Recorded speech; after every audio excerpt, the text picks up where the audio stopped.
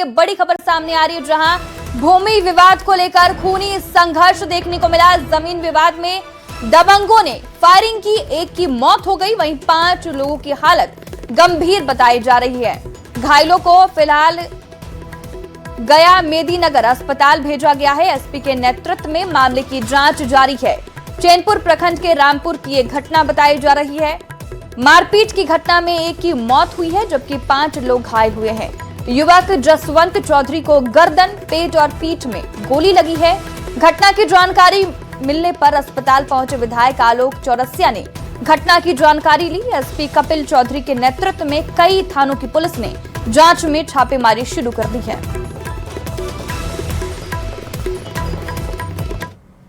और हजारीबाग से बड़ी खबर सामने आ रही है, जहां राहुल दुबे गैंग का सक्रिय सदस्य गिरफ्तार हो गया है। जियाउल रहमान की गिरफ्तारी हो चुकी है। हथियार और कारतूस के साथ गिरफ्तारी हुई है। किसी बड़ी घटना की योजना बना रहे थे और एसआईटी ने छापेमारी कर आरोपी को दबोचा है। आरोपी को न्यायिक हिरासत में भेजा गया है। वहीं लोह सिंघना थाना क्षेत्र का मामला है। छानबीन किया तो वहां पे हमें जियाउल रहमान उर्फ मुजम्मिल पिता स्वर्गीय रिजवान आलम पगमिल गिरफ्तार किए, जिसके पास से 5 खोखा, 2 जिंदा कारतूस और 1 देसी पिस्टल बरामद हुआ। इससे पूछताछ करने के क्रम में ये पता चला कि ये लोग साइडिंग में लेवी के लिए दहशत फैलाने के उद्देश्य से वहाँ पे इकट्ठित हुए थे। कुल मिला के एक पीस मैगजीन, जिंदा गोली 2, पिस्टल का खाली मैगजीन 1, खोखा 5 पीस बरामद हुआ। और देवघर से बड़ी खबर सामने आ रही है, जहां चांदन नदी से एक महिला का संदिग्ध हालत में शव मिलने के मामले में पुलिस ने बड़ा खुलासा किया है। मृतका की पहचान रिंकू कुमारी के रूप में हुई है, जिसकी हत्या कर शव को नदी में छिपाने की कोशिश की गई थी। पुलिस जांच में सामने आया कि रिंकू को आरोपियों के प्रेम संबंध की जानकारी थी, जिसे लेकर विवाद चल रहा था। इसी वजह से 3 लोगों ने मिलकर उसकी हत्या कर दी। पुलिस ने मुख्य आरोपी समेत 3 लोगों को गिरफ्तार कर लिया है और हत्या में इस्तेमाल सामान भी बरामद किया गया है। जांच पड़ताल में आया कि 18 को एक महल में जो उसको एक श्रवण राउत करके लड़का है, जो वो किसी महिला के, उसकी जो चचेरी ननद है राबड़ी देवी, उससे उसका अफेयर चलता है। उसी की सूचना जो है वो बार बार परिजन को या किसी को बता देती थी मृतिका। ये लड़का क्या किया कि 16 तारीख को शाम में उसके ननद के साथ उसको भेजा नदी के किनारे, चाना नदी है वहाँ पे भेजा वो, और शाम में वो लोग अपना फ्रेश होने के लिए गई थी। उसी बीच में एक राहुल कुमार के साथ ये सरवन भी पहुँचा और रात्रि में उसके साथ बलात्कार या रेप किया और उसको फिर गला दबाकर उसकी हत्या कर दी। खबर रांची से है, जहां एसएससी जीडी कांस्टेबल परीक्षा में बड़े हाईटेक फर्जीवाड़े का खुलासा हुआ है। टाटी सिलवे स्थित परीक्षा केंद्र में ऑनलाइन सिस्टम हैक कर अभ्यर्थियों को पास कराने का खेल चल रहा था। पुलिस ने कार्रवाई करते हुए 4 लोगों को गिरफ्तार किया। मामला टाटी सिलवे थाना क्षेत्र के डोल बगीचा स्थित जीनियस इंस्टीट्यूट ऑफ टेक्नोलॉजी का है, जहां स्टाफ सिलेक्शन कमीशन दिल्ली ने परीक्षा आयोजित की थी। पूछताछ में गिरफ्तार अभ्यर्थी मृत्युंजय कुमार यादव और इनविजिलेटर संजीत कुमार ने पूरे रैकेट का खुलासा कर दिया। रांची में एसएससी जीडी कांस्टेबल परीक्षा में गड़बड़ी का ये दूसरा मामला है। बीते दिनों पंडरा ओपी इलाके में भी कुछ इसी तरह का फर्जीवाड़ा आया था, जिसमें 6 आरोपियों को गिरफ्तार किया गया था। जो संजीत कुमार इन्वेस्टिगेटर है, वो एक प्रकार की टैंपरिंग करने का प्रयास कर रहा है, जो कि मृत्युंजय जो है, जो उनका कंप्यूटर डेस्कटॉप है, उसने प्रयास किया कि उसे रीस्टार्ट करने का प्रयास किया गया। तो क्योंकि मामला काफ़ी गंभीर था, तो इसी को देखते हुए वर्गीय पुलिस अधीक्षक महोदय द्वारा एक एसआईटी टीम का गठन किया गया, जिसका नेतृत्व अमर कुमार पांडे कर रहे थे। और उसमें टाटी सिलवे थाना प्रभारी मौजूद थे और टाटी सिलवे थाना के बाकी पुलिसकर्मी भी शामिल थे। जब ये टीम वहाँ पर पहुँची और उसके साथ में साइबर थाना और I4C, जो कि एक साइबर एक्सपर्ट के तौर पे जाना जाता है, उसके साथ भी हम लोगों ने समन्वय स्थापित किया। जब ये सब लोग वहाँ पर पहुँचे तो देखे कि वहाँ पर टैंपरिंग करने का प्रयास किया गया है। जिस कंप्यूटर पे परीक्षा को देना था, वहाँ पर उसे टैंपर करके उसे रीस्टार्ट करने का प्रयास किया गया था। तो उसी को मद्देनजर रखते हुए सबसे पहले मृत्युंजय कुमार यादव को हिरासत में लिया गया और दूसरा संजीत कुमार, जो कि वहाँ पे इन्विजिलेटर का काम करते हैं, उन्हें हिरासत में लिया गया। खबर राजधानी रांची से है, जहां मतदाता सूची के विशेष पुनर्निरीक्षण अभियान के तहत अनमैप्ड मतदाताओं की सूची देखने के लिए लोग बड़ी संख्या में मतदान केंद्रों पर पहुंच रहे हैं। निर्वाचन आयोग की तरफ से मतदाता सूची को पारदर्शी बनाने के लिए अभियान चलाया जा रहा है, ताकि कोई भी पात्र मतदाता छूट न जाए। मतदाता अपने नाम, मतदान केंद्र और सूची में दर्ज जानकारी की जांच कर रहे हैं। आयोग ने मतदाताओं से अपील की है कि वो समय रहते अपनी जानकारी सत्यापित कर लें और किसी त्रुटि की स्थिति में आवश्यक सुधार कराएं। ऑनलाइन माध्यम से भी मतदाता सूची और मतदान केंद्र की जानकारी देखी जा सकती है। अगले 2 हफ्ते तक सभी मतदान केंद्रों पर अनमैप्ड मतदाता सूची प्रकाशित रहेगा। मतदाता इस सूची में सुविधानुसार अपने मतदान केंद्र जाकर अवलोकन कर सकते हैं। यदि आपका भी नाम इस अनमैप्ड सूची में है तो अपने बीएलओ से संपर्क करते हुए विगत गहन पुनर्निरीक्षण के मतदाता सूची से अपनी मैपिंग करा सकते हैं।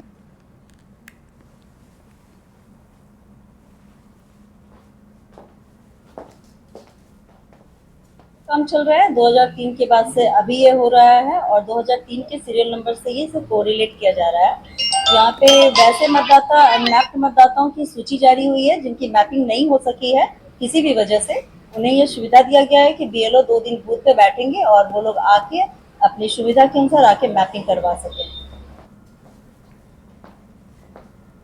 खबर साहिबगंज से है, जहां के 3 पहाड़ क्षेत्र में जलापूर्ति पाइपलाइन में लगातार हो रहे लीकेज से ग्रामीणों की परेशानी बढ़ती जा रही है। हर रोज हजारों लीटर पानी बर्बाद हो रहा है, जबकि कई घरों तक पर्याप्त जलापूर्ति नहीं हो पा रही है। पाइपलाइन से लगातार पानी रिसाव होने के कारण कई गलियों और सड़कों पर जल जमाव की स्थिति उत्पन्न हो गई है, जिससे लोगों को आने जाने में दिक्कतों का सामना करना पड़ रहा है। ग्रामीणों का आरोप है कि कई बार शिकायत करने के बावजूद विभाग की ओर से केवल खानापूर्ति की जा रही है। विशेषकर समस्या पेयजल को लेके है। जगह जगह पाइपलाइन जो है वो लीकेज है, जिसके कारण से हम लोग को सही आपूर्ति नहीं हो रहा है और मजबूरन हम लोग को चापाकल से पानी पीना पड़ रहा है। गर्मी के समय चापाकल भी जो है ना काम करना बंद हो जाता है, पानी नीचे यही दिक्कत है कि यहाँ से हम लोग जो पाइप का कनेक्शन लिए हैं पानी का, 9 महीने से पानी नहीं आ रहा है। दूसरी बात है कि यहाँ जो ऊपर में लीक हुआ है पानी, हजारों लीटर बह जाता है रोजाना। हाँ, रोजाना। और इधर नीचे तरफ जो है 1 लीटर पानी भी नहीं आ रहा है। अब पानी का इतना दिक्कत है कि हम लोग पोखरा में जाकर नहाते हैं। का समस्या यहाँ बहुत घनिष्ठ है, क्योंकि गर्मी में अधिकतर जो हम लोग का चापाकल है उसका भी पानी का निकटतम बहुत घटता जा रहा है और समय से भी नहीं निकलता है। और प्लस सोलर का जो है, सोलर को भी धूप के भरोसे ही होता है, जब धूप होता है तभी निकलता है और अन्यथा नहीं मिलता है। और बड़ा टंकी का तो जो पानी आता है वो अधिकतर तो वेस्ट में चला जाता है, 1000-1500 तो वैसे ही चला जाता है, सही से नहीं निकल पाता है इधर नीचे तरफ। टंकी तो है सर बड़ा, लेकिन हम लोग को पानी नहीं मिल रहा है, टंकी से पानी नहीं आ रहा है। मोहल्ला वाला बहुत परेशानी में है और हम लोग गरीब का मोहल्ला है सर, और हम लोग दूसरे तीसरे से पानी देता है, थोड़ा देता है थोड़ा नहीं देता है, तो हम लोग किसी तरह से हम लोग पानी की किल्लत उठाते हैं। और रुक करते हैं अगली खबर की ओर। चेक बाउंस मामले में धनबाद कोर्ट ने बड़ा फैसला दिया है। आरोपी देवर को ब्याज सहित पैसा लौटाने का आदेश दिया है। मामला झरिया निवासी पूनम कुमारी से जुड़ा है। जानकारी के मुताबिक पैतृक संपत्ति में हिस्सेदारी के बदले पंचायत के माध्यम से 2,75,000 रुपए भुगतान करने का निर्णय हुआ था। आरोप है कि इसके बावजूद पूनम कुमारी को पूरी राशि नहीं दी गई। 4 चेक दिए गए, जिसमें 3 चेक बाउंस हो गए। मामले की सुनवाई के बाद न्यायालय ने पीड़ित के पक्ष में फैसला सुनाते हुए आरोपी को चेक की राशि ब्याज सहित 1 महीने के भीतर भुगतान करने का निर्देश दिया। संपत्ति में विजय कुमार जो लिए हैं उनमें से हमें 2,75,000 दिया जाएगा, लेकिन उन्होंने पंचायत में चेक दी थी और जब मैंने बैंक गया तो एक चेक मेरा क्लियर हुआ था, 1 चेक उन्होंने रख लिया और 3 चेक दिया था, जो 3 चेक मेरा चेक बाउंस हो गया, जिसमें मैं केस की थी। और आज उसी का 1 चेक का 277 CP 277 का आज केस फाइनल हुआ, जिसमें कि उन्हें सजा मिली। फल का बहुत बड़ा दुकान है, करोड़ों का ट्रांजैक्शन है, लेकिन अपनी भाभी को वो प्रताड़ित करते हुए जो है चेक डिजॉनर्ड हुआ, रकम देने से इनकार किए। यही नहीं, ये नैतिकता के आधार पर था कि भाई के मरने के बाद जो है पूनम कुमारी और इनकी एक इकलौती बेटी थी, कम से कम उनका देख रेख करे। उन्होंने ऐसा भी नहीं किया। बेटी की शादी के लिए ये गिड़गिड़ाती रही कि कुछ रकम इनको मिले, लेकिन वो नहीं दिए और कर्ज लेकर के पूनम कुमारी अपनी बेटिया की अभी शादी करी। ये इनको अभी 30 दिन का टाइम मिला है। 30 दिन के अंदर उनको रकम जमा करना है और आगे फिर वो क्या करते हैं देखा जाए। लातेहार पुलिस को बड़ी सफलता हाथ लगी है। जेजेएमपी के सक्रिय सब जोनल कमांडर और 5 लाख रुपए के इनामी नक्सली शिव नारायण सिंह उर्फ शिवा को पुलिस ने गिरफ्तार किया है। एरिया कमांडर सकुल देव उराव को भी पुलिस ने पकड़ा है। दरअसल लातेहार पुलिस अधीक्षक कुमार गौरव को सूचना मिली कि शिव नारायण धनकारा मोड़ की ओर जा रहा है, जिसके बाद वरीय पुलिस अधिकारियों के निर्देश पर लातेहार थाना प्रभारी के नेतृत्व में विशेष छापेमारी दल का गठन किया गया और टीम ने कार्रवाई करते हुए धनकारा मोड़ के पास से शिवा को गिरफ्तार कर लिया। पूछताछ के दौरान गिरफ्तार नक्सली ने कई घटनाओं में अपनी संलिप्तता स्वीकार की है। उनकी निशानदेही पर पुलिस ने जेजेएमपी के एरिया कमांडर सकुल देव उराव को उसके घर से गिरफ्तार किया। लातेहार जिला में नक्सल विरोधी अभियान लगातार चलाया जा रहा है और इसी संदर्भ में ये सूचना पुलिस को मिली कि जेजेएमपी के सब जोनल कमांडर शिवा सिंह खेरवार लातेहार थाना क्षेत्र में भ्रमणशील है। इसमें त्वरित एक टीम का गठन किया गया और टीम के द्वारा बड़ी ही कुशलता से शिवा सिंह की गिरफ्तारी की गई। धनकरा लातेहार थाना अंतर्गत क्षेत्र से जो शिवा सिंह खेरवार है, इसके विरुद्ध कुल 24 कांड दर्ज हैं, जो मुख्य रूप से लातेहार जिला, चतरा जिला और रांची जिला में है। ये सब जोनल कमांडर के रूप में कार्यरत था और इसके विरुद्ध सरकार द्वारा 5 लाख रुपए का इनाम भी घोषित था। और गुमला से बड़ी खबर सामने आ रही, जहां पुलिस की गिरफ्त में 6 अपराधी डकैत की योजना बनाते गिरफ्तार किए गए हैं। देसी कट्टा, कारतूस, मोबाइल फोन जब्त किया गया है। बड़ी घटना को माफ कीजिएगा अंजाम देने जा रहे थे। रायडी के जमगई गांव की घटना बताई जा रही है। तो इस वक्त की बड़ी खबर हम आपको दिखा रहे हैं गुमला से, जहां पुलिस की गिरफ्त में 6 अपराधी हैं। डकैती की योजना बनाते इनकी गिरफ्तारी हुई है। देसी कट्टा, कारतूस, मोबाइल फोन जब्त किया गया है और बड़ी घटना को अंजाम देने का प्लान बना रहे थे और इस दौरान पुलिस ने ये बड़ी कार्रवाई की है। किया गया, वो भागने की कोशिश करने लगे तो तुरंत उनको पकड़ा गया। उनकी विधिवत तलाशी ली गई। तलाशी में उनके पास से एक अनिल साहू नाम का जो अभियुक्त है, उनके पास से एक देसी कट्टा और एक जिंदा कारतूस बरामद हुआ और 2 मोबाइल फोन हमें बरामद हुए। पूछताछ के दौरान यह सामने आया कि ये लोग एक अत्यंत ही गंभीर आपराधिक घटना को अंजाम देने का प्लान बना रहे थे, की योजना बना रहे थे। इनके बयान में हमें पता चला कि इसमें कुछ लोग और भी शामिल हैं, जिनकी गिरफ्तारी त्वरित हुई है।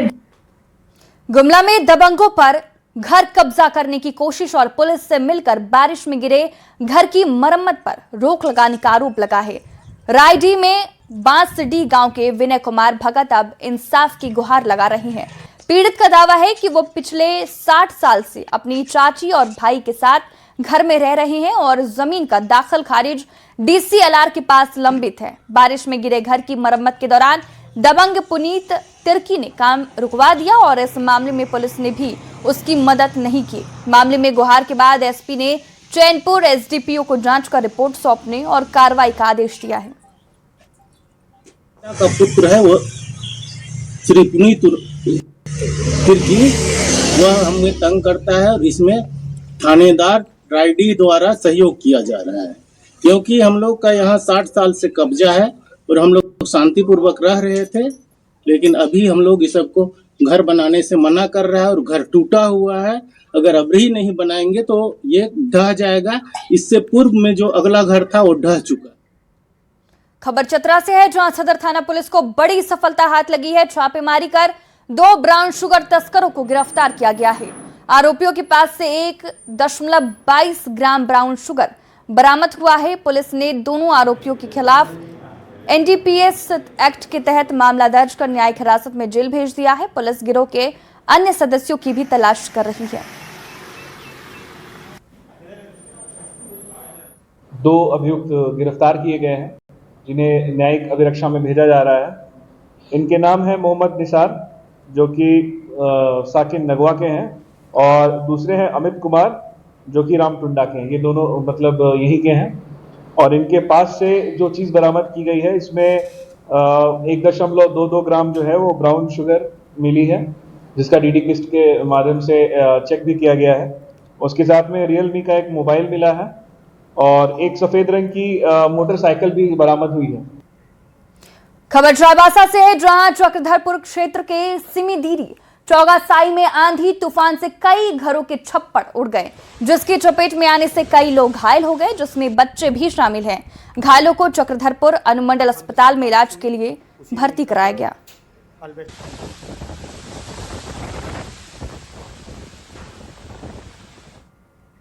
राजधानी रांची में भीषण गर्मी देखने को मिल रही है जिस कारण लोग बेहाल तो वहीं रांची की ट्रैफिक व्यवस्था को संभालने वाले जवान का भी बुरा हाल है। ऐसे में ट्रैफिक पुलिस ने ट्रैफिक जवानों को कूलिंग जैकेट देने का नया पहल शुरू किया है।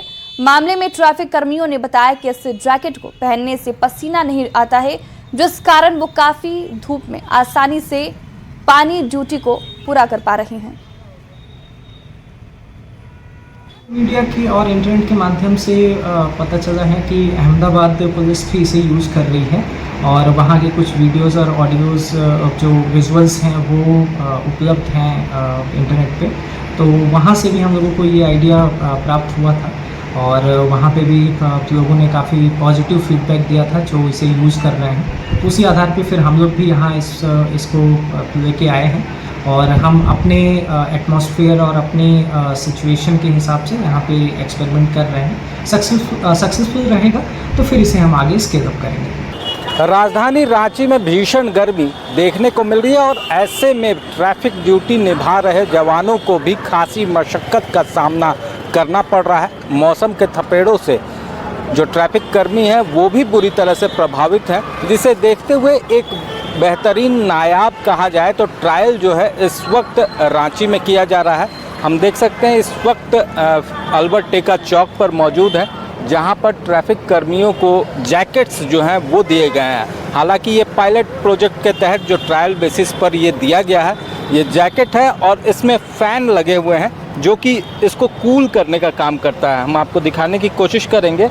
ये फ़ैन है और इस फ़ैन के ज़रिए इस जैकेट में हवा आती है जिस वजह से जो जवान हैं वो ड्यूटी करते हैं तो उन्हें किसी तरह की अगर कहा जाए तो गर्मी से राहत मिलती है। कूलिंग जैकेट है, कैसा लग रहा है इसको पहन के, किस तरह से अनुभव कर रहे हैं? इसमें गर्मी में राहत महसूस हो रहा है। जो पसीना आता था वो पसीना नहीं आ रहा है और वर्दी भीगता था पसीना से, लेकिन अभी पसीना नहीं होने देता है इसमें। गर्मी में कहा जाए तो हाँ, ट्रैफिक चलाने में अच्छा लगता है। अभी गर्मी में राहत है।